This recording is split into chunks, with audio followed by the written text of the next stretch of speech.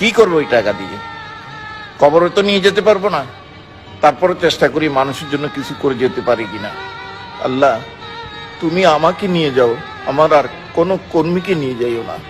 সবার সুখে হাসবো আমি, কাঁদবো সবার দুঃখে, নিজের খাবার বিলিয়ে দিব অনাহারের মুখে।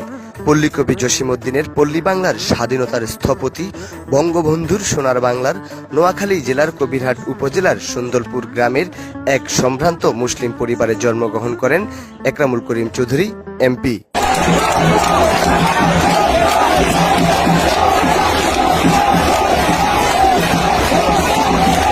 মুক্তিযোদ্ধা পিতার সন্তান বঙ্গবন্ধুর আদর্শকে বুকে ধারণ করে মানবতার সেবক হিসেবে নিজেকে উৎসর্গ করে দিতে চায় মানুষের কল্যাণে।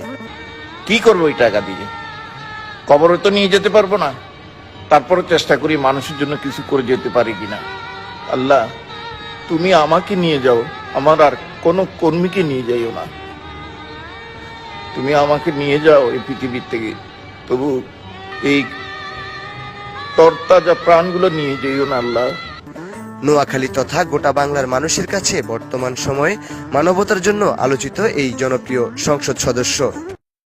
আজকে নোয়াখালী, লক্ষ্মীপুর এবং ফেনী এই 3 ডিস্ট্রিক্টের করোনা পরীক্ষা বন্ধ কিটের অভাবে।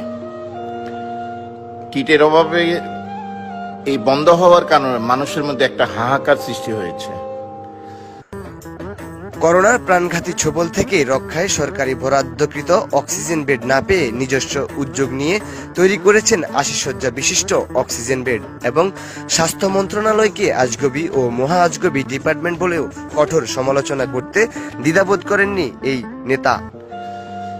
আমি আজগবি বিভাগ বলেছিলাম 2-3 দিন আগে, এটা আজগবি নয়, মহা আজগবি বিভাগ।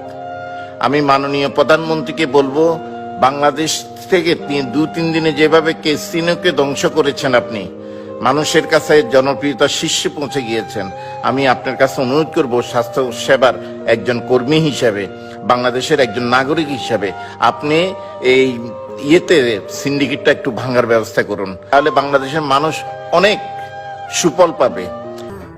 কর্মী বান্ধব এই নেতার চিন্তা ভাবনায় রয়েছে করোনার সংক্রমণ থেকে মানুষকে বাঁচানোর। করোনার সংক্রমণের ভয়ে যেখানে আপনি আমি ঘরবন্দি, তখনও ভয়ভীতি এড়িয়ে জীবনের ঝুঁকি নিয়ে ছুটে গিয়েছিলেন করোনায় মৃত কর্মীকে দেখতে। এ সময় কান্নায় ভেঙে পড়েন প্রিয় নেতা।